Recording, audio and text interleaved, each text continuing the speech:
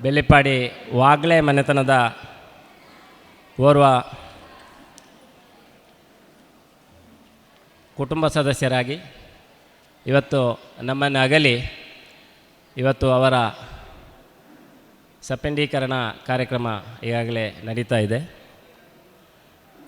ಶ್ರೀಯುತರು ಸುಳ್ಯದಲ್ಲಿ ಜನಾನುರಾಗಿಯಾಗಿ ಹಲವು ವರ್ಷಗಳ ಕಾಲ ತನ್ನ ಸಾಮಾಜಿಕ ಜೀವನವನ್ನು ಇಲ್ಲಿ ನಡೆಸಿರುವಂಥವರು. ಶ್ರೀಯುತರಿಗೆ ನಾವೆಲ್ಲ ಸೇರಿ ಗೌರವ ಶ್ರದ್ಧಾಂಜಲಿ ಸಲ್ಲಿಸುವ ಉದ್ದೇಶದಿಂದ ಇವತ್ತು ನಾವು ಇಲ್ಲಿ ಸೇರಿದ್ದೇವೆ.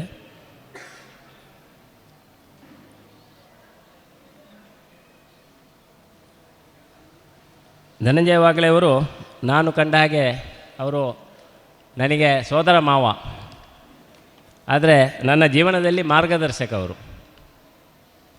ಶ್ರೀಯುತರು ಎಲ್ಲ ಸಾಮಾಜಿಕ ಚಟುವಟಿಕೆಗಳಲ್ಲಿ ಅಂದರೆ ಭತ್ತದ ಬೆಳೆಗಾರರಾಗಿ, ಕೃಷಿಕರಾಗಿ ಅಡಿಕೆಯಲ್ಲಿ ಈ ಪರಿಸರಕ್ಕೆ ಪ್ರಥಮ ಬಾರಿ ರತ್ನಗಿರಿ ಮತ್ತು ಮಂಗಳ ಅಡಿಕೆಯ ತಳಿಯನ್ನು ಪರಿಚಯಿಸಿದವರು. ಅದೇ ಥರ ಸುಳ್ಯ ತಾಲೂಕಿನಲ್ಲಿ ಪ್ರಥಮವಾಗಿ ರೇಷ್ಮೆ ಕೃಷಿಯನ್ನು ಕೂಡ ಈ ಭಾಗದಲ್ಲಿ ಯಶಸ್ವಿಯಾಗಿ ನಡೆಸಿ ಅದರಲ್ಲಿ ಯಶಸ್ಸು ಕಂಡವರು.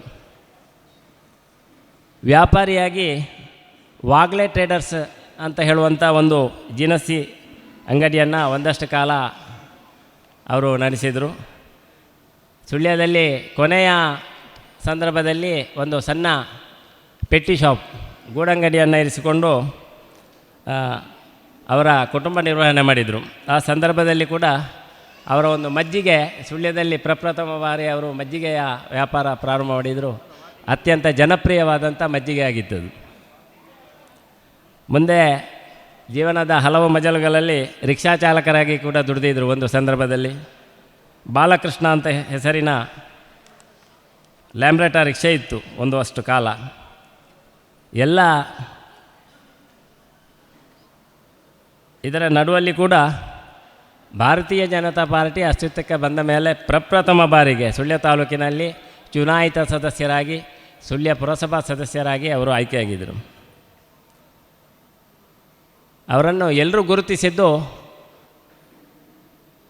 ಅವರ ಹಣೆಯ ಮೇಲಿರುವ ಸಿಂಧೂರ.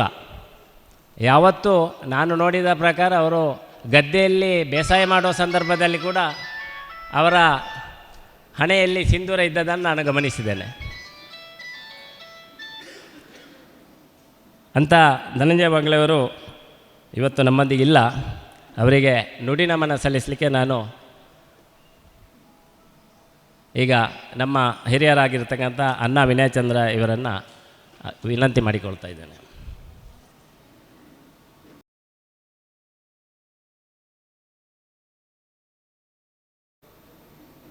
ಧನಂಜಯರ ಅನೇಕ ಮುಖಗಳು, ಅದರಲ್ಲಿ ಒಂದು ಮುಖವನ್ನು ನಾನು ಪರಿಚಯ ಮಾಡಲಿಕ್ಕೆ ಪ್ರಯತ್ನ ಮಾಡ್ತೇನೆ. ಅವರ ರಾಜಕೀಯ ಜೀವನ, ಒಬ್ಬ ರಾಜಕೀಯ ಕಾರ್ಯಕರ್ತನಾಗಿ ಅವರ ರಾಜಕೀಯ ಜೀವನದ ಬಗ್ಗೆ ಒಂದಿಷ್ಟು ಮೆಲುಕನ್ನು ಹಾಕ್ತೇನೆ. ಉಳಿದಂತೆ ಅವರ ಸಾಮಾಜಿಕ ಜೀವನ, ಅವರ ಬೇರೆ ಬೇರೆ ಮುಖಗಳು, ಸಂಘದ ಜೀವನ, ಇದನ್ನೆಲ್ಲವನ್ನು ಉಳಿದವರು ಮಾತನಾಡ್ತಾರೆ. ಧನಂಜಯರು ಆ ಕಾಲಘಟ್ಟ, ಜನಸಂಘದ ಕಾಲಘಟ್ಟ ಅಂದರೆ 75ರ ಮೊದಲು ಈ ಭಾಗದಲ್ಲಿ ಅಲ್ಲಲ್ಲಿ ಜನಸಂಘದ ಕಾರ್ಯಕರ್ತರು ಇದ್ದರು. ದೂರ ದೂರ ಜನಸಂಘ ಆ ಕಾಲಘಟ್ಟದಲ್ಲಿ ಜಾಲ್ಸೂರು ಕೇಂದ್ರೀಕೃತ ಇತ್ತು. ಯಾಕೆಂದರೆ ಅಧ್ಯಕ್ಷರಾದಂಥ ಕರಿಯಪ್ಪ ಗೌಡರು ಜಾಲ್ಸೂರಿನವರು, ಟ್ರೆಷರರ್ ಆಗಿದ್ದಂಥ ದಾಮೋದರ ಪ್ರಭುಗಳು ಜಾಲ್ಸೂರಿನವರು, ಯಲ್ಲಣ್ಣಗೌಡರು ಜಾಲ್ಸೂರಿನವರು. ಅದು ಜಾಲ್ಸೂರಿಗೆ ಸೀಮಿತ ಇತ್ತು. ಯಾವಾಗಾದರೂ ಒಮ್ಮೆ ಗುರುಪ್ರಕಾಶ್ ಹೋಟ್ಲಿನಲ್ಲಿ ಸೇರ್ತಾಯಿದ್ರು. ಆ ಕಾಲಘಟ್ಟದಲ್ಲಿ ಜನಸಂಘ ಅಂತ ಹೇಳಿ ಗುರುತಿಸಿದವರನ್ನು ಸ್ವಲ್ಪ ಸಂತೋಷದಿಂದ ನೋಡ್ತಿರ್ಲಿಲ್ಲ ಜನ. ಅಂಥ ಕಾಲಘಟ್ಟದಲ್ಲಿ ಧನಂಜಯರು ಜನಸಂಘದ ಕಾರ್ಯಕರ್ತರಾಗಿ ನಮ್ಮ ಜೊತೆಗೆ ಸೇರಿಕೊಂಡಿದ್ದರು. ಅನಂತರ ಎಮರ್ಜೆನ್ಸಿ ಬಂತು. ಬಹುಶಃ ಎಮರ್ಜೆನ್ಸಿಯಲ್ಲಿ ನಮ್ಮ ಉಮೇಶ್ರಲ್ಲಿ ಹತ್ತಿರ ಇದ್ದಾರೆ, ಆನಂದರು ಕಾಣ್ತಾ ಇಲ್ಲ. ಕಹಳೆ ಪತ್ರಿಕೆಯನ್ನು ಪ್ರಿಂಟ್ ಮಾಡ್ತಿದ್ದಂಥ ಆ ಪ್ರಿಂಟರ್ ಎಲ್ಲ ಸಿಕ್ಕಿಕೊಂಡಿತ್ತು. ಅದರಲ್ಲಿ ಧನಂಜಯರಿಗೆ ಸ್ಟೇಷನ್ನ ಒಳಗೆ ನುಗ್ಗಬೇಕಾದ್ರೆ ಸಬ್ ಇನ್ಸ್ಪೆಕ್ಟ್ರು ಒಂದು ಹೊಡೆದರು. ಸುಳ್ಯದಲ್ಲಿ ಪೆಟ್ಟು ಬಿದ್ದದ್ದು ಕಡಿಮೆ, ಆದರೆ ಅವರಿಗೆ ಹೊಡೆದರು. ಅವ್ರ ಕಿವಿಯ ತಮ್ಮಟೆ ಆ ಹೊಡೆದಾಡಲಿ ತುಂಬ ವರ್ಷದಿಂದ ಅದು ಸರಿಯಾಗಿ ಕೆಲಸ ಮಾಡದೆ ಕಿವಿ ಕೇಳೋದು ಸ್ವಲ್ಪ ಕಡಿಮೆ ಕಷ್ಟ ಆಯಿತು. 1-2-3 ಸಲ ಟ್ರೀಟ್ಮೆಂಟ್ ಕೂಡ ಮಾಡಬೇಕಾಯಿತು. ಜನಸಂಘದ ಬೇರೆ ಬೇರೆ ಕಾರ್ಯಕ್ರಮಗಳ ಜೊತೆಗೆ ಧನಂಜಯರಿಗೆ ಸ್ವಲ್ಪ ಕೆಲವು ಸಲ ಸಿಟ್ಟು ಬೇಗ. ಒಂದು ಸಲ ಯಾವುದೋ ಕೆಲಸ ಮಾಡ್ತಾ ಇರುವಾಗ BJPಯಲ್ಲಿ ಸಿಟ್ಟಿನಿಂದ ನಾನು ಇನ್ನು BJP ಆಫೀಸಿಗೆ ಕಾಲಿಡೋದಿಲ್ಲ ಅಂಥೇಳಿ ಎದ್ದು ಹೊರಟು ಹೋದರು. ಅದಾಗಿ ಸುಷ್ಮಾ ಸ್ವರಾಜ್ಯರ ಕಾರ್ಯಕ್ರಮ ಇಲ್ಲಿ ಮೈದಾನಲ್ಲಿ ದೊಡ್ಡ ಕಾರ್ಯಕ್ರಮ ನಡೆಯಿತು.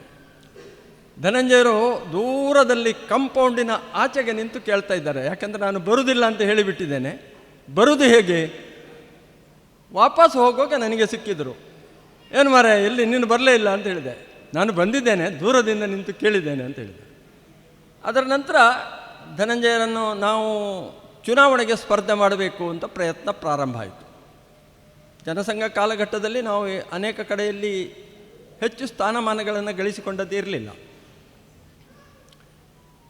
ಜನತಾ ಪಾರ್ಟಿ ಆದಾಗ ಅಲ್ಲಲ್ಲಿ ನಮ್ಮ ಪಂಚಾಯತ್ ಅಧ್ಯಕ್ಷರುಗಳು, ಸೊಸೈಟಿಯಲ್ಲಿ ಕೆಲವರು ಎಲ್ಲ ಒಬ್ಬೊಬ್ಬರೇ ಆಯ್ಕೆ ಆಗಲಿಕ್ಕೆ ಪ್ರಾರಂಭ ಆಯಿತು. ಸುಳ್ಯದಲ್ಲಿ ನಮಗೆ ಎಂಟ್ರಿ ಇರಲಿಲ್ಲ. ಮೊದಲ ಬಾರಿ ಸುಳ್ಯದ CA ಬ್ಯಾಂಕಿನಲ್ಲಿ ನಮ್ಮ ದಯಾನಂದ ಕೊಯ್ಂಗೋಡಿಯವರು ಆಯ್ಕೆಯಾಗಿ ಬಂದರು, ಒಬ್ಬರೇ. ಅದು ಕೇವಲ ಕೆಲವು ಮತಗಳ ಅಂತರದಿಂದ. ಅದಾದ ನಂತರ ಸುಳ್ಯದಲ್ಲಿ ಚಟುವಟಿಕೆಯನ್ನು ಗಟ್ಟಿ ಮಾಡಲಿಕ್ಕೆ ಪ್ರಯತ್ನ ಮಾಡಿದರು. ಆಗ ಒಂದು ಸಣ್ಣ ತಂಡ, ಪುಟ್ಟಪ್ಪ ಜೋಶಿಯವರ ನೇತೃತ್ವದ ಸಂಘದ ಜನಸಂಘ ಎಲ್ಲವೂ ಇದ್ದ ಕೆಲಸ ಮಾಡ್ತಿದ್ದಂಥ ಒಂದು ಸಣ್ಣ ತಂಡ ಇತ್ತು. ಆ ತಂಡದಲ್ಲಿ ಧನಂಜಯರು ಇದ್ದರು. ಚುನಾವಣೆಯನ್ನು ಸ್ಪರ್ಧೆ ಮಾಡಬೇಕು, ಗೆಲ್ಲಬೇಕು ಅಂತ ನಿಶ್ಚಯ ಆದಾಗ ಅದಕ್ಕಿಂತ ಮೊದಲೊಮ್ಮೆ ಗಾಂಧಿನಗರದಿಂದ ಡಾಕ್ಟರ್ KP ಶೆಣೈ ಅವರನ್ನು ನಿಲ್ಲಿಸಿ ಗೆಲ್ಲಿಸಿದ್ದೆವು. ಹಾಗಾಗಿ ನಮಗೆ ಇನ್ನು ಗೆಲ್ಲಬಹುದು ಅಂತ ಹೇಳುವಂಥ ಧೈರ್ಯ ಬಂತು. ಚೆನ್ನಕೇಶವರು, GV ಕೃಷ್ಣರು ಮತ್ತು ಧನಂಜಯರು ಇದೊಂದು ಜೋಡಿಯಾಗಿತ್ತು. ಆಗ ಇವರು 3 ಜನ ಒಟ್ಟಿಗೆ ಇರುವಂಥ ಕಾನ್ಸ್ಟಿಟ್ಯೂನ್ಸಿ ಅದು ಕೊಡಿಯಾಲಬೈಲು ಭಾಗ. ಅಲ್ಲಿ ಚುನಾವಣೆ ನಿಂತಿತ್ತು. ನಾನು ದೂರದ ಬಂಟ್ವಾಳದಲ್ಲಿದ್ದೆ, ಅಲ್ಲಿಯ ಚುನಾವಣೆ ಒಂದಿತ್ತು. ಅಲ್ಲಿಂದ ಮತ್ತೆ 4 ದಿವಸ ಇದೇ ಚುನಾವಣೆಗೋಸ್ಕರ ಬಂದು ಇಲ್ಲೆಲ್ಲ ಓಡಾಟ ಮಾಡಿ ಆ ಸಲ ನಾವು ಗೆಲುವಿಗೆ 5-6 ಸೀಟ್ ಗೆದ್ದೆವು. ಬರೀ 3 ಸೀಟಲ್ಲ, ಇನ್ನೂ 4 ಸೀಟು ಗೆದ್ದೆವು. ಆ ಕಾಲಘಟ್ಟದಲ್ಲಿ ಏನು ಮಾಡ್ಬೋದು ಅಂತ ಹೇಳಿದಾಗ MB ಸದಾಶಿವರಿಲ್ಲಿದ್ದಾರೆ, ಅವರ ತಂದೆಯವರು ಅವರನ್ನು ನಗರ ಪಂಚಾಯತ್ ಅಧ್ಯಕ್ಷ ಮಾಡೋದು ಅಂತ ತೀರ್ಮಾನ ಮಾಡಿದರು. BJPಯ ಬೆಂಬಲದಿಂದ ಅವರನ್ನು ನಗರ ಪಂಚಾಯತ್ ಅಧ್ಯಕ್ಷ ಮಾಡಿ, ಕಾಂಗ್ರೆಸ್ಸಿನಿಂದ ರಾಮಕೃಷ್ಣ ರೈಗಳಿತ್ತು. ಗೆಲುವಿಗೆ ಸ್ವಲ್ಪ ಮತಗಳ ಅಂತರ ಸಹ ಇತ್ತು. ಗೆಲ್ಲಲಿಕ್ಕೆ ಪೂರ್ತಿ ಧೈರ್ಯ ಇರಲಿಲ್ಲ. 1-2 ಮತಗಳ ಒಂದು ಮತದ ಕೊರತೆ ಇತ್ತು. ಅದನ್ನು ಸಹ ಹೋಗಿ ಧನಂಜಯರು ಮತ್ತು ಚೆನ್ನಕೇಶವರು ನಿಭಾಯಿಸಿ ಆ ಮತವನ್ನು ನಮಗೆ ಬರುವ ಹಾಗೆ ಮಾಡಿದರು. ಇದರ ಒಟ್ಟು ಮುಖಾಂತರ ಧನಂಜಯರು ಇಲ್ಲಿಯ ಕೌನ್ಸಿಲರ್ ಆಗಿ, ನಗರ ಪಂಚಾಯತಿನ ಸದಸ್ಯರಾಗಿ ಆಯ್ಕೆಯಾಗಿ ಕೆಲಸಗಳನ್ನು ಪ್ರಾರಂಭ ಮಾಡಿದರು. ಆಗಲೇ ಹೇಮಂತರು ಹೇಳಿದ ಹಾಗೆ ಬೇರೆ ಬೇರೆ ಮುಖಗಳಲ್ಲಿ ಅವರ ಕೆಲಸ ಸಾಗಿದೆ. ನನಗೆ ನೆನಪು ಬರೋದು, ತುರ್ತು ಪರಿಸ್ಥಿತಿಯ ಕಾಲಘಟ್ಟದಲ್ಲಿ ಕಹಳೆಯನ್ನು ಶ್ರೀಧರ ಭಟ್ರ ಗುಡ್ಡೆಯ ಮೇಲಿಂದ ಪ್ಯಾಕ್ ಅಂದರೆ ಒಟ್ಟು ಆಗಿ ನನಗೆ ಒಂದು ಬಿಡಾರ ಇತ್ತು. ಆಗ ನನ್ನ ಅಂಗಡಿ ಇತ್ತು, ಅಲ್ಲಿಗೆ ಬರ್ತಾಯಿತ್ತು. ಅಲ್ಲಿಂದ ಅದು ಇಡೀ ತಾಲೂಕಿಗೆ ಮತ್ತು ಬೇರೆ ಕಡೆಗೆ ಪ್ಯಾಕ್ ಆಗಬೇಕಾಗಿತ್ತು. ಆಗ ಧನಂಜಯರು ಚಂದ್ರು ಟೈಲರ್ ಅಂತ ಹೇಳೋ ನಮ್ಮ ಉಮೇಶರು, ಆನಂದರು, ಕೆ ಬಾಲಕೃಷ್ಣರು ಎಲ್ಲ ಸೇರಿ ಪ್ಯಾಕ್ ಮಾಡ್ತಾಯಿದ್ರು. ಪ್ಯಾಕ್ ಮಾಡಿ ರಾತ್ರಿ ಬಂದು ಪ್ಯಾಕ್ ಮಾಡೋದು. ಆಗ ಸುಗಂಧಿ ಬಾರ್ ಸೋಪ್ ಅಂತ ಹೇಳಿ ಸಿ ಜಿ ಕಾಮತರ ಸಾಬೂನಿನ ದೊಡ್ಡ ಕಾರ್ಖಾನೆ ಇತ್ತು. ನಮ್ಮ ವಿಜಯಕುಮಾರರು, ಅಡ್ಪಂಗಾಯ ವಿಜಯಕುಮಾರರು ಅದರಲ್ಲಿದ್ದರು. ಹಾಗಾಗಿ ಆ ಪೆಟ್ಟಿಗೆಯ ಖಾಲಿ ಪೆಟ್ಟಿಗೆಯಲ್ಲಿ ಕಹಳೆಗಳನ್ನು ತುಂಬಿಸಿ ಪ್ಯಾಕ್ ಮಾಡಿ ಕಳಿಸ್ತಾಯಿದ್ದೆವು. ಅಂಥ ಸಂದರ್ಭದಲ್ಲಿ ಒಂದು 2-3 ಸಲ ಪಕ್ಕದವರಿಗೆ ಯಾರಿಗೋ ಕೆಲವರಿಗೆ ಗೊತ್ತಾಯಿತು ಇಲ್ಲಿ ಏನೋ ನಡೀತಾ ಇದೆ ಅಂತ. ಆದರೆ ಪುಣ್ಯವಶಾತ್ ಆ ಕಾಲಘಟ್ಟದ ಪೊಲೀಸರು ಕೂಡ ನಮಗೆ ಸ್ವಲ್ಪ ಬೆಂಬಲ ಇದ್ದದರಿಂದ, ಒಬ್ಬರು ಚುಂಡನ್ ನಾಯರ್ ಅಂತ ಇದ್ದರು, ಅವರು ಹುಡುಕಿಕೊಂಡು ಬಂದಿದ್ದರು ಅಲ್ಲಿವರೆಗೆ. ಮನೆಗೆ ಬಂದಾಗುವಾಗ ಶ್ರೀರಾಮ್ ಭಟ್ರು ಅಂಥೇಳಿ ಇಲ್ಲಿಯ ವಕೀಲರು, ರಾಮ್ ಭಟ್ರ ಆಫೀಸಿನಲ್ಲಿದ್ದವರು, ಅವರು ನಮ್ಮ ಮನೆಯಲ್ಲಿದ್ದರು. ಅವರ ಹೆಂಡತಿ ಹೆರಿಗೆಗೆ ಹೋಗಿದ್ದರಿಂದ ಬಂದ ಕೂಡಲೇ ಎದುರಿಗೆ ಚುಂಡನ್ ಇದ್ದಾನೆ, ಎಂದ ಚುಂಡನ್ ಅಂತ ಕೇಳಿದರು. ಎಂದಿಲ್ಲ ಸರ್ ಅಂತೇಳಿ ಸೀದಾ ಬಂದವನು. ಬಂದು ಸೀದಾ ನಮಗೆ ಬಂದು, ನೀವು ಸ್ವಲ್ಪ ಜಾಗ್ರತೆ ಮಾಡಬೇಕು, ಧನಂಜಯರಿಗೆ ಅವರಿಗೆ ಇವರಿಗೆಲ್ಲ ನೀವು ಕರೀತಾ ಇದ್ದೀರಿ, ಅಲ್ಲಿ ಸ್ವಲ್ಪ ಜಾಗ್ರತೆ ಮಾಡಬೇಕು, ಎಲ್ಲರಿಗೆ ಗೊತ್ತಾಗಿದೆ ಅದು ಅಂತ ಹೇಳುವಂಥ ಮಾತುಗಳನ್ನು ಹೇಳಿ. ಈ ರೀತಿ ಧನಂಜಯರು ಒಂದು ಕಡೆಯದೊಂದು ಸಂಗತಿ ನೆನಪಿಗೆ ಬರೋದು. ಸ್ವಲ್ಪ ವರ್ಷದಿಂದ 2-3 ವರ್ಷದ ಹಿಂದೆ ಆಪ್ ಪುತ್ತೂರಿನಲ್ಲಿ ಪ್ರಾರಂಭ ಆಯಿತು. ಆಪಿನಲ್ಲಿ ಒಬ್ಬ ಪುರುಷೋತ್ತಮ ಅಂಥೇಳಿ ನಮ್ಮ ಕಬಕದ ಹತ್ತಿರದ ಕಾರ್ಯಕರ್ತ, ಅವನು ಹಳೆಯ ನನ್ನ ಕಾಲಘಟ್ಟದಲ್ಲಿ ಅತ್ಯಂತ ಒಳ್ಳೆಯ BJP ಕಾರ್ಯಕರ್ತ ಇದ್ದ. ಅವನು ಆಪಿಗೆ ಸೇರಿದ. ಅವನು 4-5 ಸಲ ನನಗೆ ಫೋನ್ ಮಾಡಿ, ಸರ್ ಒಮ್ಮೆ ಬನ್ನಿ ಆಫೀಸಿಗೆ ಬಂದು ಹೋಗಿ ಸರ್, ನಿಮ್ಮ ಆಶೀರ್ವಾದ ಬೇಕು ನನಗೆ ಅಂತ ಹೇಳಿದ. ಹಾಗೆ ನಾನು ಮತ್ತು ಧನಂಜಯರು ಮಾತುಕತೆಗೆ ಏನೋ ಬಂದವರು, ನಾನು ಧನಂಜಯರನ್ನೇ ಕರ್ಕೊಂಡೋಗಿ ಆಪಿನ ಆಫೀಸಿಗೆ ಹೋದೆ. ಅವರು ಏನು ಮಾಡಿದರು, ನಾವು ಕೂತ ಫೋಟೋವನ್ನು ತೆಗೆದು ಮೊಬೈಲಿಗೆ ಹಾಕಿಬಿಟ್ಟು. ಧನಂಜಯರಿಗೆ ಸಿಟ್ಟು ಬಂತದ್ದು. ನಾನು ಆಪ್ ಅಲ್ಲ ಅಂತ ಹೇಳಿ ಮರು ದಿವಸ ಒಳ್ಳೆಯ, ಅಂದರೆ ಆ ಒಂದು ನಿಷ್ಠೆ ಇದೆಯಲ್ಲ, ನನಗೆ ಒಂದು ಸಹ ಚುಕ್ಕೆ ಬರಬಾರದು, ನಾನು BJP ಅಂದರೆ BJP, ನಾನು ಸಂಘ ಅಂದರೆ ನಾನು ಪೂರ್ತಿ ಸಂಘ, ನನ್ನ ಮೇಲೆ ಯಾವುದೇ ಚುಕ್ಕೆ ಬರಬಾರದು ಎನ್ನುವಂಥ ಒಂದು ಆಶೆ ಕಲ್ಪನೆ ಇಟ್ಟುಕೊಂಡು ಬೆಳೆದವರು. ಕಡೆಯ ದಿವಸಗಳವರೆಗೆ ಅವರ ಆರೋಗ್ಯ ಬಿಗಡಾಯಿಸಿದ ಕಾಲಘಟ್ಟದಲ್ಲಿ ಕೂಡ ನಾವು ಪರಸ್ಪರ ಚರ್ಚೆಗಳನ್ನು ಮಾಡಿ, ಅವರಿಗೆ ಒಂದು ಪ್ರಜಾವಾಣಿಯ ಒಬ್ಬರು ಲೇಖಕಿ, ಅವರು ಕ್ಯಾನ್ಸರನ್ನು ಗೆದ್ದು ಬಂದ ಸ್ಥಿತಿಯನ್ನು, ಆ ಪುಸ್ತಕವನ್ನು ಅವರಿಗೆ ಕೊಟ್ಟು, ಈ ರೀತಿ ನಮ್ಮ ಒಡನಾಟಗಳು ಚೆನ್ನಾಗಿ ನಡೀತಾ ಇತ್ತು. ಒಬ್ಬ ಸಜ್ಜನ ಕಾರ್ಯಕರ್ತನಾಗಿ, ಆದರೆ ಯಾವುದೇ ಟಿಂಟ್, ನನ್ನ ಮೇಲೆ ಯಾವುದೇ ಕಪ್ಪು ಚುಕ್ಕೆ ಬರಬಾರ್ದು, ನಾನು ಕಟಕ್ BJP ಇದನ್ನು ನೆನಪಿಟ್ಟುಕೊಂಡು ದುಡಿದವರು. ಅವರ ಆತ್ಮಕ್ಕೆ ಸದ್ಗತಿ ಸಿಗಲಿ. ನಿಮ್ಮೆಲ್ಲರ ಆಶಯದ ಮುಖಾಂತರ ಅವರ ಮುಂದಿನ ಬಾಳು ಅಂದರೆ ಪುನರಪಿ ಜನನಂ ಪುನರಪಿ ಮರಣಂ, ಇನ್ನಷ್ಟು ಒಳ್ಳೆಯ ದೇಶ ಸೇವೆಯ ದೇಶಭಕ್ತನ ಜೀವನ ಅವರಿಗೆ ಮುಂದಿನ ಜೀವನದಲ್ಲಿ ಸಿಗಲಿ ಅಂತೇಳಿ ದೇವರಲ್ಲಿ ಪ್ರಾರ್ಥನೆ ಮಾಡಿ 2 ಮಾತನ್ನು ಮುಗಿಸ್ತೇನೆ. ಜೈ ಹಿಂದ್. ನಮ್ಮ ಈ ಬಾಳವಲಿಕರ್ ಸಾರಸ್ವತ ಸಮಾಜವನ್ನು ಕಟ್ಟುವಲ್ಲಿ ಕೂಡ ನಮ್ಮ ಶ್ರೀಯುತ ಧನಂಜಯ ವಾಗ್ಲೆ ಅವರು ಅವಿರತ ಶ್ರಮಪಟ್ಟವರು. ಅವರ ಬಗ್ಗೆ ನಮ್ಮ ಹಿರಿಯ ವೈದಿಕರಾಗಿರ್ತಕ್ಕಂಥ ಶ್ರೀ ಪುರುಷೋತ್ತಮ ಭಟ್ ದೇರ್ಕಜಿಯವರು 2 ನುಡಿ ನಮನವನ್ನು ಸಲ್ಲಿಸಬೇಕು ಅಂತೇಳಿ ವಿನಂತಿ ಮಾಡ್ತಾ ಇದ್ದೇನೆ.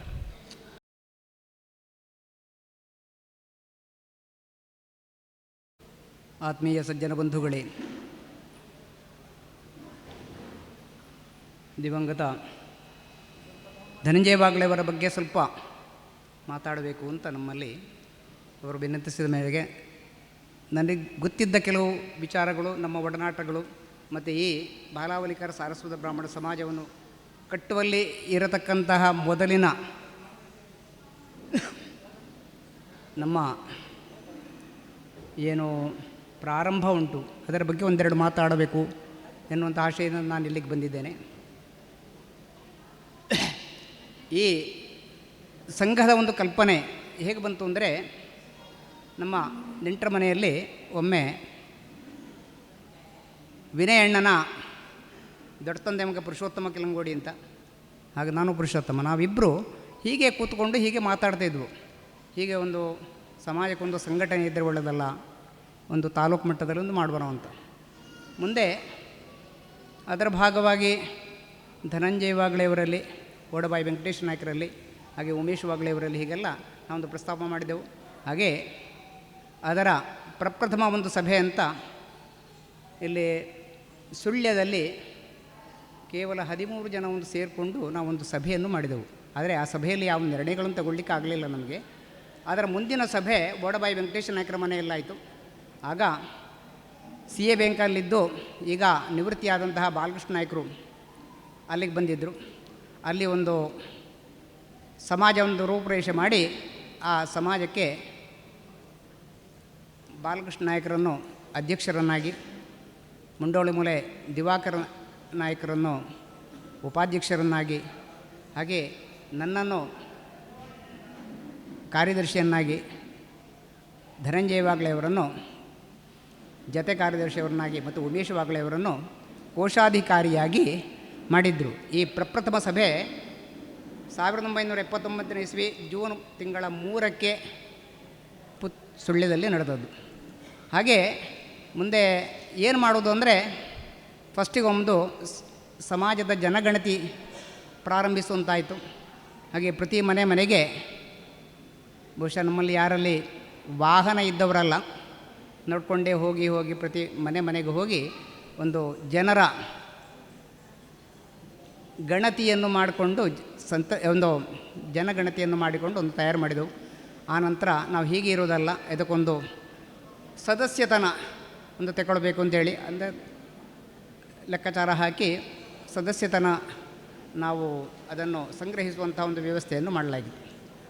ಮತ್ತು ಮುಂದಿನ ಕಾರ್ಯಚಟುವಟಿಕೆ ಏನು ಅಂತ ಹೇಳಿದರೆ, ಸಾಮೂಹಿಕವಾಗಿ ಉಪನಯನ ಮಾಡುವ, ಎಲ್ಲರಿಗೆ ಅಗತ್ಯ ಇರುವಂತಹ ಅತಿ ಅಗತ್ಯದ ಒಂದು ಸಂಸ್ಕಾರ ಉಪನಯನ, ಅದನ್ನು ಸಾಮೂಹಿಕವಾಗಿ ಮಾಡುವಂಥ ಒಂದು ಲೆಕ್ಕಾಚಾರ ಹಾಕಿಕೊಂಡು ಅದೇ ವರ್ಷದಲ್ಲಿ ಸಾಮೂಹಿಕ ಉಪನಯನಕ್ಕೆ ಕೊಡಿಯಾಲಬೈಲು ಗೋಪಾಲಕೃಷ್ಣ ಶರ್ಮರ ಮನೆಯ ಎದುರಿನಲ್ಲಿ ಸ್ವಲ್ಪ ಹೊಯ್ಯಾಪ್ರೆಯಲ್ಲಿ ಇದ್ದುಕೊಂಡು ಸ್ವಲ್ಪ ವಿಶಾಲ ಜಾಗ ಇತ್ತು. ಅವರ ಅನುಮತಿ ಮೇರೆಗೆ ಅವರು ಕೊಟ್ಟ ಅವಕಾಶದಲ್ಲಿ ಅಲ್ಲಿ ಈ ಸಾಮೂಹಿಕ ಉಪನಯನ ಪ್ರಪ್ರಥಮವಾಗಿ ಅಲ್ಲಿ ಪ್ರಾರಂಭಿಸಲಾಯಿತು. ಈ ಸಂದರ್ಭಗಳಲ್ಲಿ ದುಡಿದವರಲ್ಲಿ ಧನಂಜಯ ವಾಗ್ಳೆಯವರು, ಉಮೇಶ್ ವಾಗ್ಳೆಯವರೆಲ್ಲ ಮುಖ್ಯ. ಧನಂಜಯ ವಾಗ್ಳೆಯವರು ಹೇಗಂದರೆ, ಒಬ್ಬ ನಾಯಕನಾಗಿ ಒಬ್ಬ ಲೀಡರ್ಶಿಪ್ ತಗೊಂಡು ಪೂರ್ತಿಯಾಗಿ ಕೆಲಸಗಳನ್ನು ಮುನ್ನಡೆಸುವಂತಹ ಪೂರ್ಣ ಶಕ್ತಿ ಇದ್ದವರು. ಆದರೆ ಅವರು ಹಾಗೆ ತನ್ನ ಶ್ರಮಪಟ್ಟು ಪ್ರತಿಯೊಂದು ಕೆಲಸವನ್ನು ಮಾಡಲಿಕ್ಕೂ ಶಕ್ತಿ ಇದ್ದವರು. ಆದ ಕಾರಣ ಅವರು ನಾಯಕನಾಗಿಯೂ ಸೇವಕನಾಗಿಯೂ ಆ ಸಂದರ್ಭದಲ್ಲಿ ತುಂಬ ದುಡಿದಿದ್ದಾರೆ. ಅದಕ್ಕೋಸ್ಕರ ಬೇಕಾದಂತಹ ಹಣ ಇರ್ಬೋದು ಅಥವಾ ಬೇರೆ ವಸ್ತುಗಳನ್ನೆಲ್ಲ ಸಂಗ್ರಹಿಸಿ ಆ ಉಪನಯನ ಆ ವರ್ಷದಲ್ಲಿ ಮಾಡಲಾಯಿತು.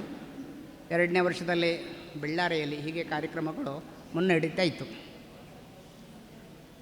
ಧನಂಜಯ ವಾಗ್ಳೆಯವರು ಯಾವುದೇ ನಾಯಕತ್ವ ಅಥವಾ ಯಾವುದೇ ಒಂದು ಏನು ಅಂದರೆ ಹೆಸರು ಬರಬೇಕು ಅಂತ ದುಡಿದವರಲ್ಲ ಅಂತ ನನ್ನ ಅನಿಸಿಕೆ. ಯಾಕಂದರೆ ಅವರು ರಾಷ್ಟ್ರೀಯ ಸ್ವಯಂ ಸೇವಕ ಸಂಘದಲ್ಲಿ ದುಡಿದವರಾದ ಕಾರಣ ಅವರಿಗೆ ನಿಷ್ಠಾವಂತ ಕಾರ್ಯಕರ್ತರಾಗಿ ಅವರು ಮನಃಪೂರ್ವಕ ದುಡಿದಂತಹ ವ್ಯಕ್ತಿ.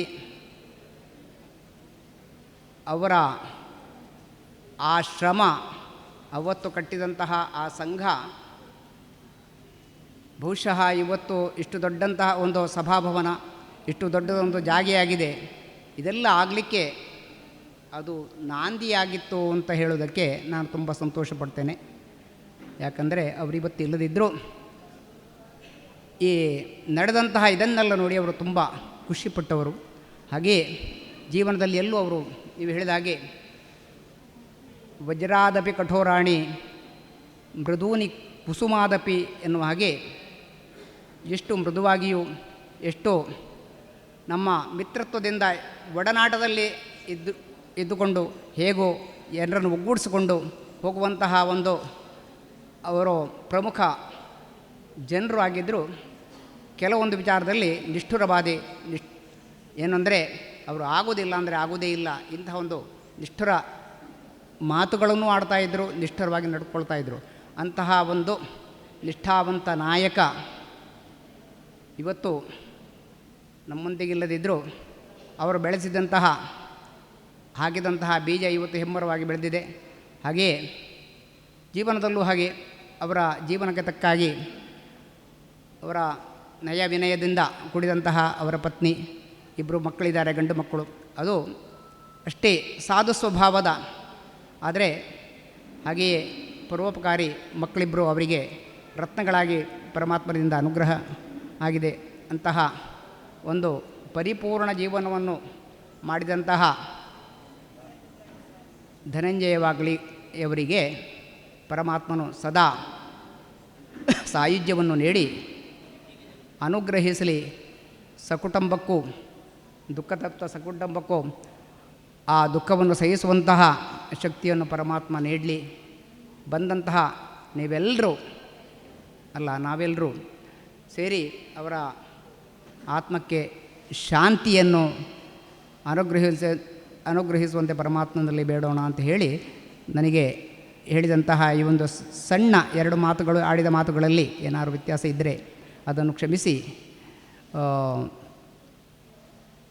ವಾಗ್ಳೆಯವರ ಪಾದಾರವಿಂದಗಳಿಗೆ ನನ್ನ ನಮನಗಳನ್ನು ಸಲ್ಲಿಸಿ ಈ 2 ಮಾತುಗಳನ್ನು ಸಲ್ಲಿಸ್ತೇನೆ. ಜೈ ಹಿಂದ್.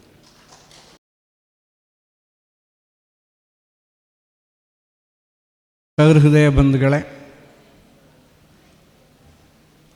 ಒಂದು ವಿಶೇಷವಾದ ಕಾರ್ಯಕ್ರಮದಲ್ಲಿ ನಾವೆಲ್ಲ ಸೇರಿದ್ದೇವೆ. ಸಂತೋಷ ಪಡುವಂಥ ಕಾರ್ಯಕ್ರಮ ಅಲ್ಲ, ಮನಸ್ಸಿಗೆ ಬಹಳಷ್ಟು ನೋವನ್ನುಂಟು ಮಾಡೋದು. ಆದರೆ ಅನಿವಾರ್ಯ. ಜಾತಸ್ಯ ಮರಣಂ ಧ್ರುವಂ. ಯಾರು ಹುಟ್ಟುತ್ತಾನೆ ಅವ ಒಂದಲ್ಲ ಒಂದು ದಿನ ಸಾವಿನ ಕಡೆಗೆ ಹೋಗಲೇಬೇಕಾಗ್ತದೆ.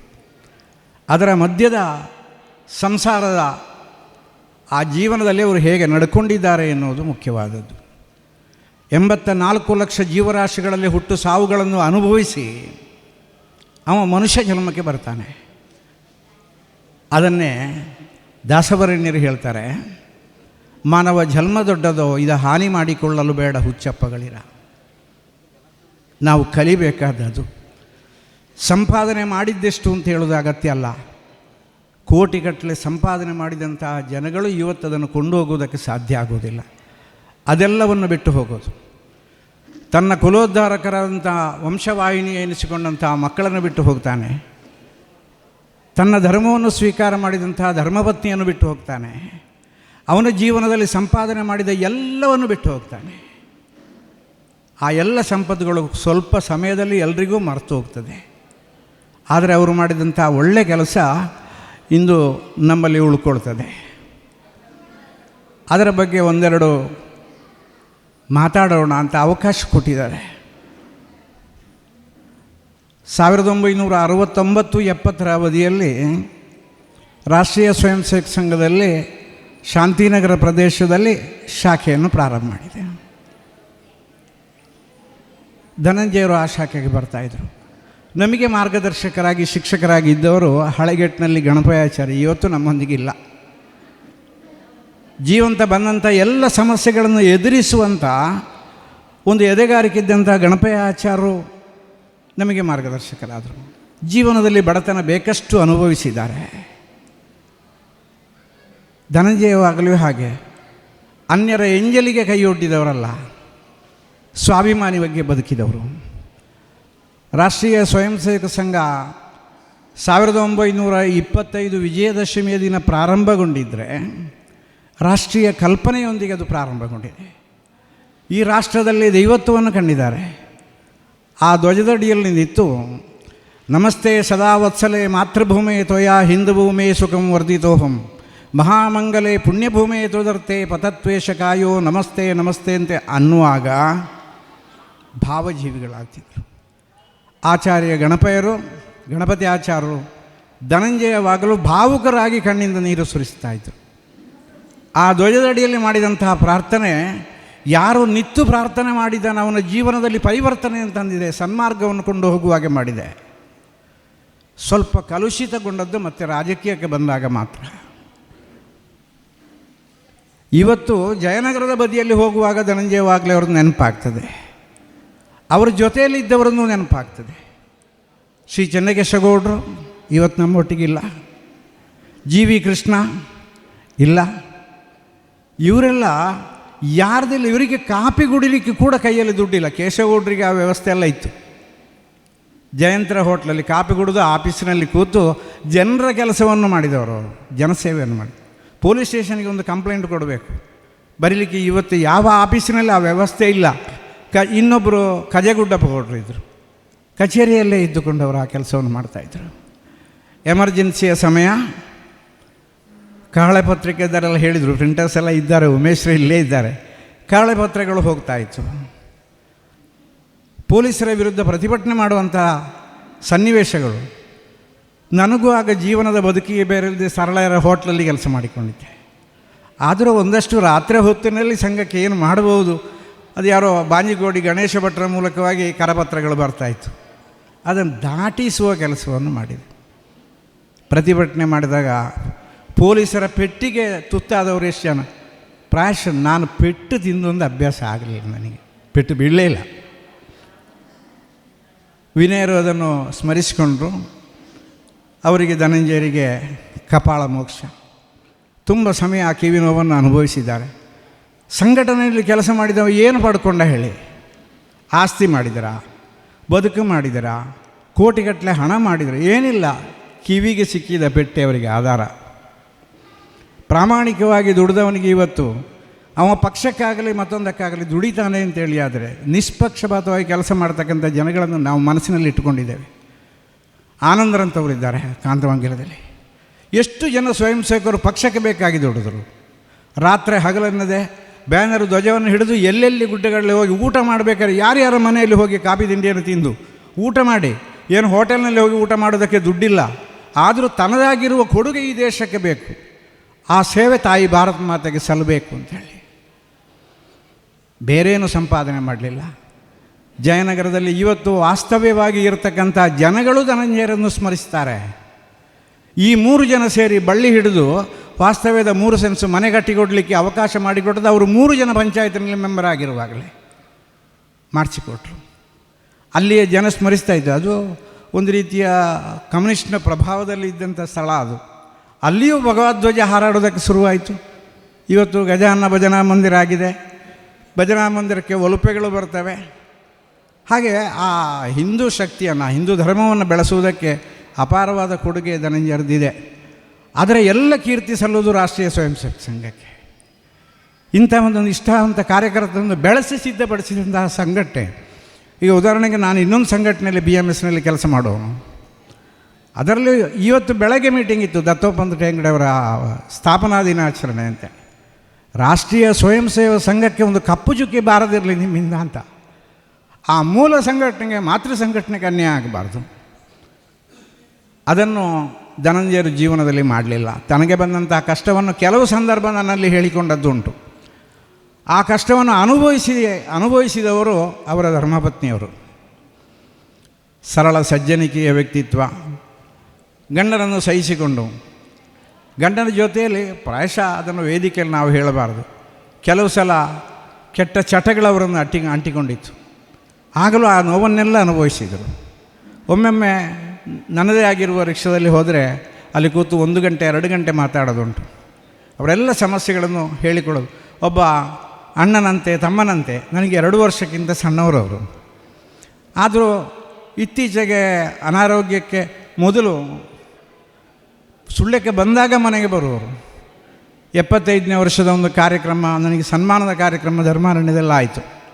ನನಗೂ ಕೂಡ ಅದು ಗೊತ್ತಾದ್ದು ಹೇಗೆ ಅಂತೇಳಿದರೆ, ಜಯರಾಮು ಆಗಲೇ ಪೇಪರ್ ತಂದು ಕೊಟ್ಟ, ಇಲ್ಲಿ ಇದ್ದಾನೆ ಆಗಲೇ. ಆ ನೆನಪಿನ ಪುಸ್ತಕ ಮಾಡಿದ್ದಲ್ಲಿ ಅವರಿಗೆ ಬರೀಲಿಕ್ಕೆ ಆಗಲಿಲ್ಲ. ಅವ್ರದ್ದೊಂದು ಲೇಖನದಕ್ಕೆ ಬರೀಬೇಕು ಅಂತೇಳಿದ್ದು, ಬರೀಲಿಕ್ಕೆ ಆಗಲ್ಲ. ಆದರೆ ಬರೆದಂಥ ಪತ್ರಿಕೆಯಲ್ಲಿ ಕೊಟ್ಟು ಮಾರನೇ ದಿವಸ ಬೆಳಗ್ಗೆ 10 ಗಂಟೆಗೆ ಮೆರವಣಿಗೆ ಹೋಗುವಾಗ ಆ ಪೇಪರನ್ನೇ ತಂದು ಅಲ್ಲಿಗೆ ಕೊಡುವಾಗ, ನಾ ಕಂಡಂತೆ ವೆರಿ ಗುಡ್ ಭಟ್ರು ಅಂತೇಳಿ ಒಂದು ಲೇಖನ ಬರೆದರು. ಅದರಲ್ಲೊಂದು ವಿಶೇಷವಾದಂಥ ಸಾವರ್ಕರ ಪತಿತ ಪಾವನ ಮಂದಿರದ ವಿಷಯ ಅದರಲ್ಲಿದೆ. ನನಗೂ ಅದು ಗೊತ್ತಿಲ್ಲ ಆಯಿತು. ಧರ್ಮಾರಣ್ಯದಲ್ಲಿರುವಂಥ ಸ್ಥಳಗಳು, ಗೋಡೆಗಳಿಲ್ಲ, ಬೀಗ ಇಲ್ಲ, 300-400 ಜನಕ್ಕೆ ಬೇಕಾದ ಕೆಲಸ ಮಾಡುವಂಥ ಒಂದು ಪ್ರಾಕೃತಿಕವಾದಂಥ ಸ್ಥಳ ಅದು. ರಾಘವೇಶ್ವರ ಭಾರತೀ ಸ್ವಾಮಿಗಳ ಮಠಕ್ಕೆ ಸಂಬಂಧಪಟ್ಟದ್ದು. ಅಲ್ಲಿಗೆ ಬಂದು ನೋಡಿದ, ಅಲ್ಲಿ ಗಿಡಮರಗಳನ್ನು ನೋಡಿ, ಅಲ್ಲಿರುವ ನವಗ್ರಹವನ, ಅಲ್ಲಿರುವ ಪಂಚಾಯತನವನ, ನಕ್ಷತ್ರವನ, ರಾಷ್ಟ್ರೀಯವನ, ಹೀಗೆ ಆ ಗಿಡಗಳನ್ನು ನೋಡಿ ಅವರು ಸಾವರ್ಕರ್ರ ಪತಿತ ಪಾವನ ಆ ಮಂದಿರದ ಹಾಗೆ ಎಲ್ಲರಿಗೂ ಇಡೀ ಸಮಾಜದವರಿಗೆ ಬರಲಿಕ್ಕೆ ಮುಕ್ತ ಅವಕಾಶ ಮಾಡಿಕೊಟ್ಟಂಥ ಸ್ಥಳ ಅಂತ ಪತ್ರಿಕೆಯಲ್ಲಿ ಉಲ್ಲೇಖ ಮಾಡಿದ್ದಾರೆ. ಪ್ರಾಯಶಃ ಈ ಪತ್ರಿಕೆ ಪ್ರತಿಯೊಂದು ಮಾತ್ರ ನನ್ನಲ್ಲಿ ಇರೋದು, ಅವರ ಅಕ್ಷರ ಅದರಲ್ಲಿ ಬರೆದಂಥದ್ದು. ಹಾಗೆ ಏನು ಮಾಡೋದು, ವಾಗ್ಲೆಯವರು ಜೀವಂತವಾಗಿ ಇದ್ದಾರೆ ಅಂತೇಳಿಯೇ ನಾನು ಗ್ರಹಿಸಿಕೊಳ್ಳೋದು. ನಾವು ಬರುವವರೇ, ಸಾಧ್ಯ ಆದರೆ ವಿನಯರು ನಾವೆಲ್ಲ ಒಟ್ಟಿಗೆ ಬರ್ತೇವೆ. ಅಲ್ಲಿ ಒಂದು ಸ್ಥಳ ಇದ್ದರೆ ಅಲ್ಲಿ ಒಂದು ಸಭೆ ಮಾಡುವ, ಮೀಟಿಂಗ್ ಮಾಡುವ, ನಮ್ಮ ಸಂಘಟನಾ ಶಕ್ತಿಯನ್ನು ಅಲ್ಲಿ ಕೂಡ ಬೆಳೆಸ್ಬೋದು ಅಂತ. ನನಗೆ ಬ್ರಾಹ್ಮಣ ಸಂಘದಲ್ಲಿ ಕೆಲವರು ಹೋಗಿ ಇದ್ದಾರೆ, ಕಾಯ್ತಾ ಇದ್ದಾರೆ ಭಟ್ರು ಯಾವಾಗ ಬರ್ತಾರೆ ಅಂತ. ಹಾಗೆ ವಾಗಲೆಯವರ ಆ ಜೀವನದ ಉದ್ದದ ನಡತೆಗಳು ಹಲವಾರು ಸಿಹಿ ಕಹಿಗಳನ್ನು ಅನುಭವಿಸಿದಂಥ ಒಬ್ಬ ಶ್ರಮಜೀವಿ, ಸರಳ ವ್ಯಕ್ತಿತ್ವ, ನಿಷ್ಠಾವಂತ ವ್ಯಕ್ತಿತ್ವ, ಯಾರಲ್ಲಿಯೂ ಅಳುಕಿಲ್ಲದೆ ಮಾತನಾಡೋಂಥ ಸ್ವಭಾವ ನಮಗೆ ತುಂಬ ಆತ್ಮೀಯತೆಯನ್ನು ತಂದುಕೊಟ್ಟಿತು. ತಾಯಿ ಭಾರತ ಮಾತೆಯ ಮಡಿಲಲ್ಲಿ ಲೀನ ಆದಂಥ ಧನಂಜಯರಿಗೆ ಮೋಕ್ಷವನ್ನು ಭಗವಂತ ಅನುಗ್ರಹಿಸಲಿ, ಅವರ ಮಕ್ಕಳಿಗೆ ಆ ಶಕ್ತಿಯನ್ನು ಕೊಡಲಿ. 2 ಜನ ಸುಪುತ್ರರು ಕುಲೋದ್ಧಾರಕರಾದಂಥ ಮಕ್ಕಳಿದ್ದಾರೆ, ಸಮಾಜಕ್ಕೆ ದೇಶಕ್ಕೆ ಅವರ ಕೊಡುಗೆ ಸಿಕ್ಕಲಿ, ಆ ಶಕ್ತಿಯನ್ನು ಭಗವಂತ ಅನುಗ್ರಹಿಸಲಿ. ತಾಯಿ ಭಾರತ ಮಾತೆಯ ಆಶೀರ್ವಾದ ಸದಾಕಾಲ ಇರಲಿ ಅಂತೇಳಿ ಶುಭ ಹಾರೈಸಿ ನನಗೆ ಅವಕಾಶ ಕೊಟ್ಟ ತಮಗೆಲ್ಲ ವಂದಿಸಿ ವಿರಮಿಸ್ತೇನೆ. ಹರೇ ರಾಮ್.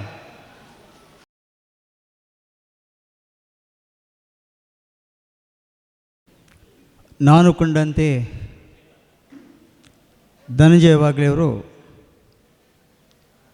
ಸುಮಾರು 40 ವರ್ಷಗಳಿಂದ ನನಗೆ ಪರಿಚಿತರು. ನಾನು ವಿಶೇಷವಾಗಿ ಇವತ್ತು ಕೂಡ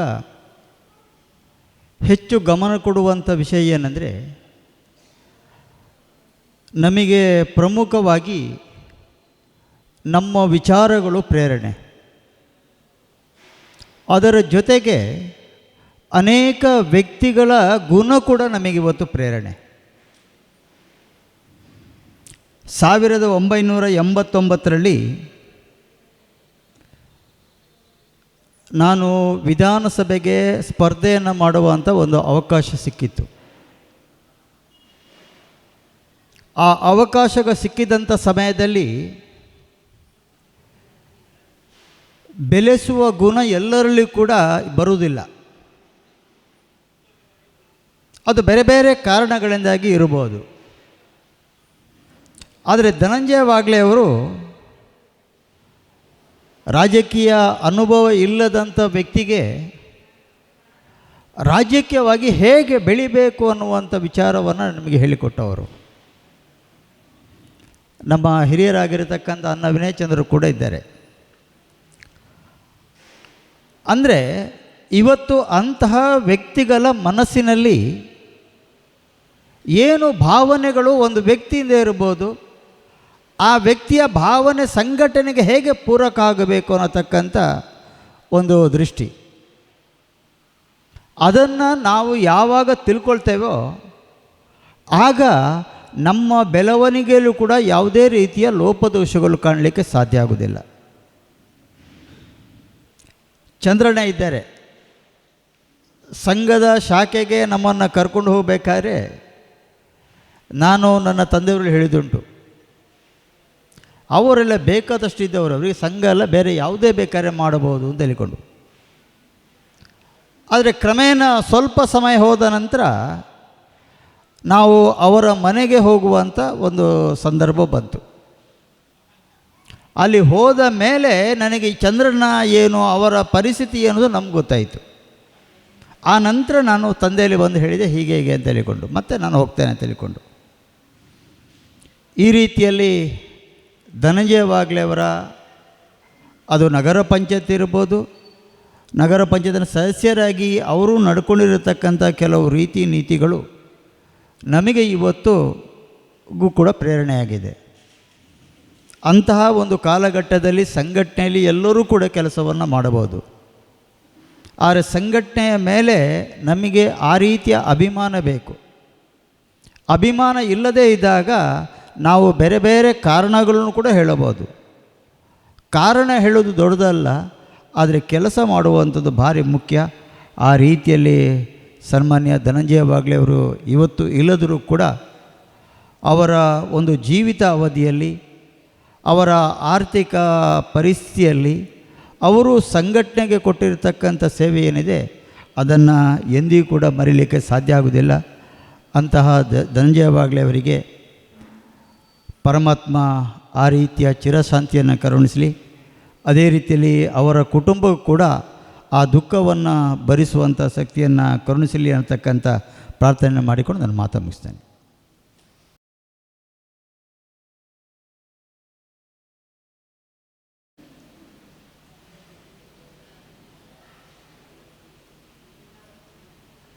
ಸ್ವರ್ಗೀಯ ಧನಂಜಯ ವಾಗ್ಲೆ ಹಾಗೆ ಉಮೇಶ ವಾಗ್ಲೆ, ನನಗಿಂತ ಕೆಲವು ವರ್ಷಗಳಿಗೆ ಅವರು ಹಿರಿಯವರು. ಕೆಲವು ವಿಷಯಗಳಲ್ಲಿ ಕೆಲವೊಂದು ಭಿನ್ನಾಭಿಪ್ರಾಯಗಳು ನಮ್ಮಲ್ಲಿ ಬಂದದಿತ್ತು. ಬೈತಾ ಇದ್ರು ಅವರು.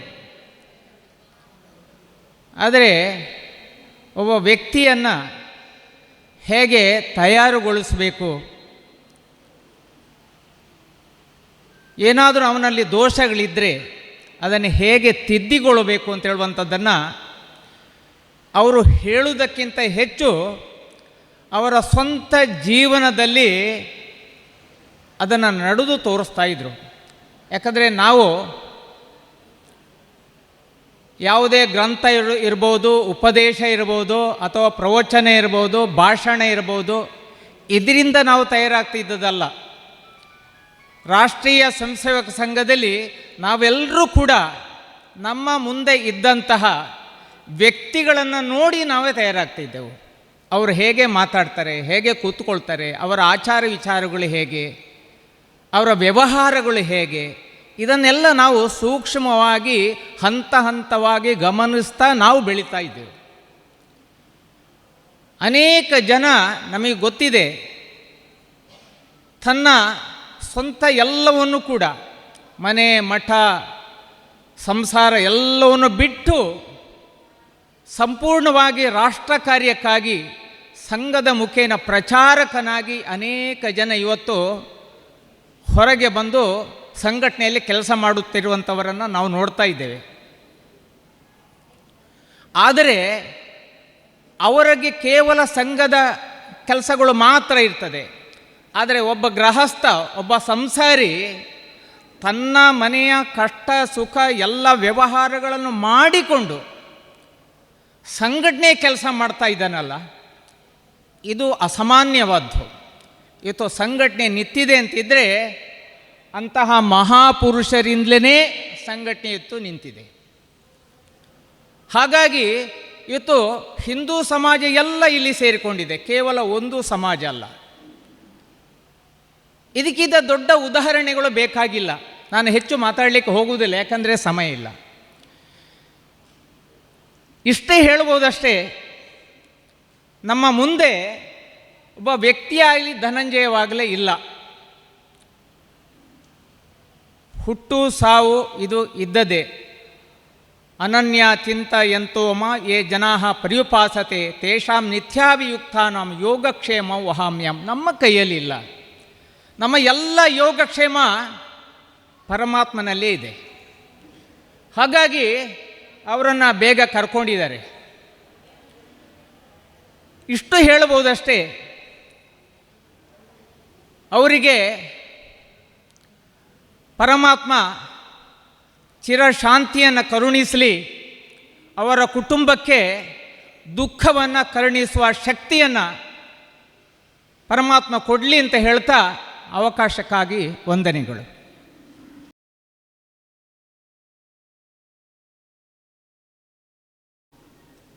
ಬಾಲವಲೀಕರ ಸಂಘದ ಈ ದುರ್ಗಾ ಪರಮೇಶ್ವರಿ ಸಭಾಮಂದಿರ ಅದ್ಭುತವಾಗಿ ಪುನರ್ನಿರ್ಮಿಸಲ್ಪಟ್ಟಿದೆ. ಇಲ್ಲಿ ಅನೇಕ ಕಾರ್ಯಕ್ರಮಗಳಲ್ಲಿ ನಾವೆಲ್ಲ ಭಾಗವಹಿಸಿದ್ದೇವೆ. ಈ ದಿನ ಹೇಮಂತರು 12 ಗಂಟೆಗೆ ಸರಿಯಾಗಿ ಬನ್ನಿ ಅಂತ ಹೇಳಿದಾಗ 12 ಗಂಟೆಗೆ ಬಂದಾಗ ಈ ಸಭಾಂಗಣ ಭರ್ತಿಯಾಗಿರುವುದನ್ನು ನೋಡಿ ಈ ಮಳೆಗಾಲದ ಈ ದಿನದಲ್ಲೂ ಕೂಡ ಇಷ್ಟೊಂದು ಜನ ಕ್ಲಪ್ತ ಸಮಯಕ್ಕೆ ಬಂದು ಸಭಾಂಗಣದಲ್ಲಿ ಆಸೀನರಾಗಿರೋದು ನೋಡಿದಾಗ ಒಬ್ಬ ಸಾಮಾನ್ಯ ವ್ಯಕ್ತಿಯಾಗಿ ತನ್ನ ವೈಯಕ್ತಿಕ ಜೀವನದಲ್ಲಿ ಅನೇಕ ಕಷ್ಟಗಳನ್ನು ಸಹಿಷ್ಣುತೆಯಿಂದ ಎದುರಿಸಿ ಸವಾಲುಗಳನ್ನು ಮೆಟ್ಟಿ ನಿಂತು ಜನಪರವಾದಂಥ ಹೋರಾಟಗಳಲ್ಲಿ ಭಾಗಿಯಾಗಿ ತನ್ನ ವ್ಯಕ್ತಿತ್ವವನ್ನು ನಿರ್ಮಿಸಿ ಇಂದು ಅಮರರಾಗಿರುವ ಧನಂಜಯ ವಾಗ್ಲೆಯವರ ಒಂದು ಕಾರ್ಯಕ್ರಮಕ್ಕೆ ಬಂದದ್ದು ಶರಣರ ಗುಣವನ್ನು ಮರಣದಲ್ಲಿ ಕಾಣುವ ಅನ್ನೋದಕ್ಕೆ ಸಾಕ್ಷಿಯಾಗಿದೆ. ಒಬ್ಬ ಸಾಮಾನ್ಯನಾಗಿ ಕೃಷಿಕನಾಗಿ ರೈತನಾಗಿ ಅನೇಕ ಪ್ರಯೋಗಗಳಿಂದ ಅವರ ರೇಷ್ಮೆ ಬೆಳೆಯನ್ನು ಬೆಳೆದದ್ದಾಗಿರ್ಬೋದು, ಅಂಗಡಿಯನ್ನು ಮಾಡಿ ಕೈ ಸುಟ್ಟುಕೊಂಡಿರ್ದಿರ್ಬೋದು, ರಿಕ್ಷಾ ಚಾಲಕನಾಗಿ ಓಡಾಡಿದ್ದು, ಅದರ ನಂತರ ತನ್ನ ಅಂಗಡಿಯನ್ನು ಪುಟ್ಟದಾಗಿ ಆನಂದ ಭವನದ ಪಕ್ಕದಲ್ಲಿ ನಿರ್ಮಿಸಿ ಅಲ್ಲಿ ತನ್ನ ಸೇವೆಯನ್ನು ಕೊಡ್ತಾ ಇದ್ದದ್ದು, ಅದರ ಜೊತೆಗೆ ರಾಷ್ಟ್ರೀಯ ಭಾವನೆಯನ್ನು ಉದ್ದೀಪನಗೊಳಿಸುವಂಥ ರೀತಿಯಲ್ಲಿ ಅನೇಕ ನಮ್ಮಂಥ ಯುವಕರನ್ನು ಜೊತೆಗೂಡಿಸಿಕೊಂಡು ಹೋರಾಡಿದ್ದು. ಆಗಿನ ಕಾಲದಲ್ಲಿ ಈಗಾಗಲೇ ಅನೇಕರು ಪ್ರಸ್ತಾಪ ಮಾಡಿದ ಹಾಗೆ ಅದು ಬೆಲ್ಟೇರಿಯಾದ ಸಂದರ್ಭದಲ್ಲಿ ಅಕ್ಕಿಗೇಟನ್ನು ಮುರಿಯುವುದಕ್ಕೆ ಹೋಗಿ ಲಾಠಿ ಏಟನ್ನು ತಂದದ್ದಿರ್ಬೋದು, ಬಳ್ಳಾರಿ ಜೈಲನ್ನು ತುಂಬಿದ್ದಿರ್ಬೋದು, ಇಂಥ ಅನೇಕರನ್ನು ನಾನು ಕಣ್ಣಾರೆ ಕಂಡಿದ್ದೇನೆ. ಧನಂಜಯ ವಾಗ್ಲೆ ಅವರಿಗೆ ನನ್ನ ಪರಿಚಯ ಹೇಗೆ ಆಯಿತು ಅಂದರೆ 77ರಿಂದ 80ರವರೆಗೆ ನಾವು ಜನತಾ ಪಕ್ಷ, ಆಗ ಜನಸಂಘ ಅದು ಇತಿಶಿಯಾಗಿದೆ, ಭಾರತೀಯ ಜನತಾ ಪಾರ್ಟಿ ಹುಟ್ಟಿಕೊಳ್ಳಿಲ್ಲ. ಜನತಾ ಪಕ್ಷ ಅಸ್ತಿತ್ವಕ್ಕೆ ಬಂದಾಗ ನಾವು ಸ್ನೇಹಿತರಾದವು. ಅದಕ್ಕಿಂತ ಮೊದಲು ಪುಟ್ಟಪ್ಪ ಜೋಶಿಯವರ ನೇತೃತ್ವದಲ್ಲಿ ಅವರ ಒತ್ತಾಸೆಯಲ್ಲಿ ನಾವೆಲ್ಲ ಚಡ್ಡಿ ಹಾಕಿ ಶಾಖೆಗೆ ಹೋದವರು. ನಮಸ್ತೆ ಸದಾ ವತ್ಸಲೆ ಅನ್ನೋದನ್ನು ಗುನುಗಿಸುವುದನ್ನು ಈಗಲೂ ನಾನು ನೆನಪಿಸಿಕೊಳ್ತೇನೆ. 80ರವರೆಗಿನ ಆ ದಿನಗಳಲ್ಲಿ ಆ ಕರಮಳ್ಳಿ ಸಂಜೀವ್ ಶೆಟ್ಟರು, CG ಕಾಮತ್ ಇವರನ್ನೆಲ್ಲ ನಾಯಕರಾಗಿ ನೋಡಿದ್ದನು. ಆ ಸಂದರ್ಭದಲ್ಲಿ ಅಣ್ಣ ವಿನಯ್ ಚಂದ್ರ ನಾವೆಲ್ಲ ಒಂದು ತರುಣ ಸಮಾಜವನ್ನು ಕಟ್ಟಿದ್ದು ತುರ್ತು ಸ್ಥಿತಿಯಲ್ಲಿ. ಆ 77-80ರ ಮಧ್ಯೆ ನಮ್ಮ ಗುರಿ ಇದ್ದದ್ದು ಸುಳ್ಯದ CA ಬ್ಯಾಂಕ್. ಈಗಾಗಲೇ ಅಣ್ಣ ಅದನ್ನು ಪ್ರಸ್ತಾಪಿಸಿದ್ದಾರೆ. ಸುಳ್ಯದ ಕಾಮಧೇನುವಾಗಿ ಬಡವರಿಗೆ ಕಲ್ಪವೃಕ್ಷವಾಗಿ ಆ ಸಂಸ್ಥೆ ಬೆಳೆದ ರೀತಿ, ಅದನ್ನು ಏನಾದರೂ ಮಾಡಿ ಸರಿಯಾದ ದಿಕ್ಕಿನಲ್ಲಿ ನಡೆಸಬೇಕು ಅನ್ನುವಂಥ ಒಂದು ಉದ್ದೇಶದಿಂದ ಧನಂಜಯ ವಾಗ್ಲೆಯವರು ನಾವೆಲ್ಲ ಯಾವಾಗಲೂ ಸಮಾಲೋಚನೆ ನಡೆಸ್ತಿದ್ದೆವು. ಹಾಗಾಗಿ ನಾವು ಅನೇಕ ಹೋರಾಟಗಳನ್ನು ಮಾಡಬೇಕಾಯಿತು. ಧನಂಜಯ ವಾಗ್ಲೆಯವರ ಒಂದು ಪ್ರಯತ್ನದ ಫಲವಾಗಿ ಆಗಲೇ ಅವರು ಹೇಳಿದಾಗೆ ದಯಾನಂದ ಕೋವಿಂಗೋಡಿಯವರನ್ನು ಒಬ್ಬರನ್ನು ಒಳಗೆ ನುಗ್ಗಿಸುವುದು ಸಾಧ್ಯ ಆಯಿತು. ಧನಂಜಯ ವಾಗ್ಲೆಯವರು ನಮಗೆ ಹೇಳಿದರು, ಇದರಲ್ಲಿ ಸದಸ್ಯತ್ವದ ಕೊರತೆ ಇದೆ.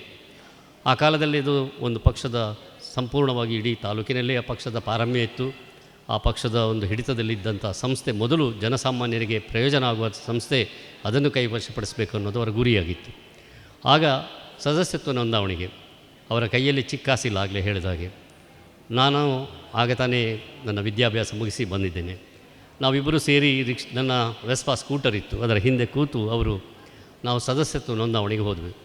ಆ ಸದಸ್ಯತ್ವ ನೋಂದಾವಣಿಯನ್ನು ಎಲ್ಲರ ಕೈಯಿಂದ ಅರ್ಜಿ ಭರ್ತಿ ಮಾಡಿ, ಆ ಅರ್ಜಿಗೆ ದುಡ್ಡು ನಾನು ಭರ್ತಿ ಮಾಡಿ ನಾವು ಅನೇಕ ಸದಸ್ಯರನ್ನು ಸೇರಿಸಿದೆವು.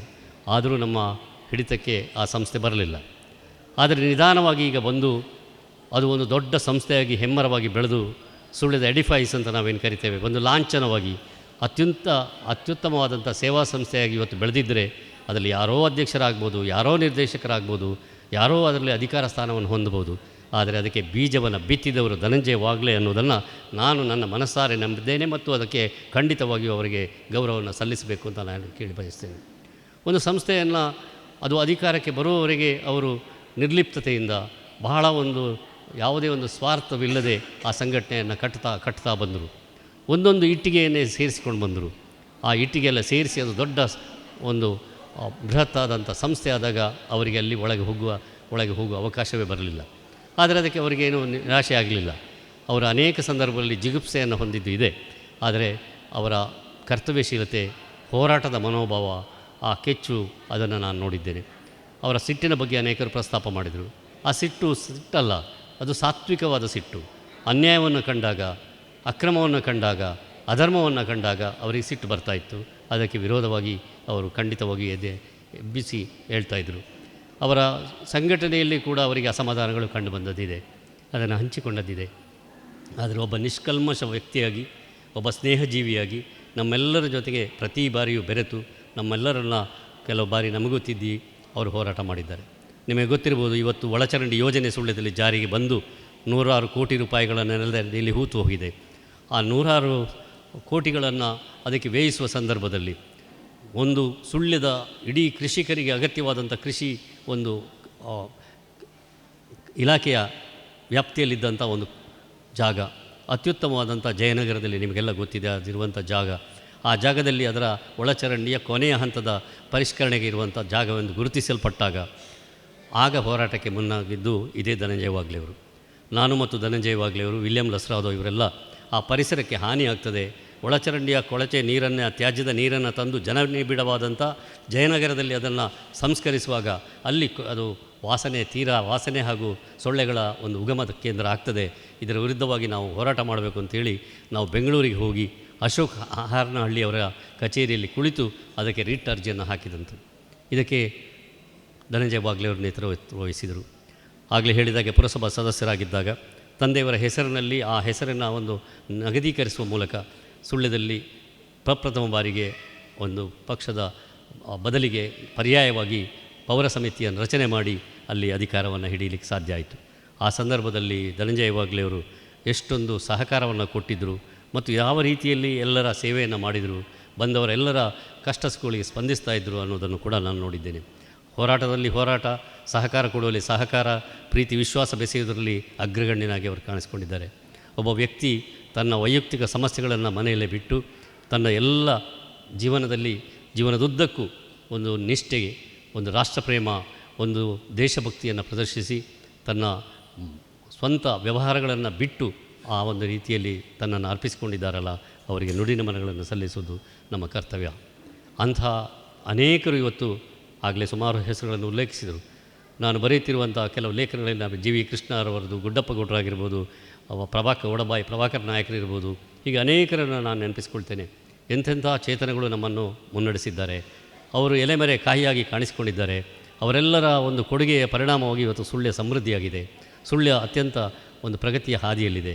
ಆದರೆ ಇನ್ನೂ ಮಾಡಬೇಕಾದಷ್ಟು ಸಾಧ್ಯವಷ್ಟು ಅನೇಕ ಇದೆ. ಆ ಎಲ್ಲ ಕಾರ್ಯಗಳನ್ನು ಮಾಡಬೇಕಾದರೆ, ನಮ್ಮ ಮನಸ್ಸುಗಳನ್ನು ಬೆಸೆಯಬೇಕಾದರೆ ನಾವೆಲ್ಲರೂ ಮತ್ತೆ ಧನಂಜಯ ವಾಗ್ಲೆ ಅಂತ ಹೋರಾಟಗಾರರನ್ನು ಮತ್ತು ಸಾಮಾಜಿಕ ಕಾರ್ಯಕರ್ತರನ್ನು ಸೃಷ್ಟಿ ಮಾಡಬೇಕು. ಆ ಮೂಲಕ ಅವರಿಗೆ ನಿಜವಾದ ಒಂದು ಅಶ್ರುತರ್ಪಣವನ್ನು ನಾವು ಸಲ್ಲಿಸಬೇಕು ಅಂತ ಹೇಳ್ತಾ, ಧನಂಜಯ ವಾಗ್ಲೆಯವರ ಹೋರಾಟದ ದಿನಗಳು ನಮ್ಮೆಲ್ಲರಿಗೂ ಸ್ಫೂರ್ತಿಯನ್ನು ನೀಡಲಿ. ಅವರ ಸಮಾಜ ಅವರಿಗೆ ಗೌರವವನ್ನು ಕೊಟ್ಟಿದೆ. ಆ ಸಮಾಜವನ್ನು ಕಟ್ಟುವಲ್ಲಿ ಅವರು ತ್ಯಾಗವನ್ನು ಮಾಡಿದ್ದಾರೆ ಮತ್ತು ಅವರ ಕುಟುಂಬ ಅನೇಕ ರೀತಿಯ ಕಷ್ಟಗಳನ್ನು ಎದುರಿಸಿದೆ. ಮುಂದಿನ ದಿನಗಳಲ್ಲಿ ಅವರ ಕುಟುಂಬಕ್ಕೆ ದೇವರು ಆಯುರಾರೋಗ್ಯ, ಐಶ್ವರ್ಯ, ಸಂತೃಪ್ತಿ, ಸಮೃದ್ಧಿಯನ್ನು ಕೊಟ್ಟು ಅವರನ್ನು ಸಮಾಜದಲ್ಲಿ ಎಲ್ಲರೂ ಗುರುತಿಸುವಂತೆ ಆಗಿ ಮಾಡಲಿ ಅಂತೇಳಿ ಪ್ರಾರ್ಥಿಸಿ ನನ್ನ ನುಡಿ ನಮನಗಳನ್ನು ಸಲ್ಲಿಸ್ತೇನೆ. ಧನ್ಯವಾದ.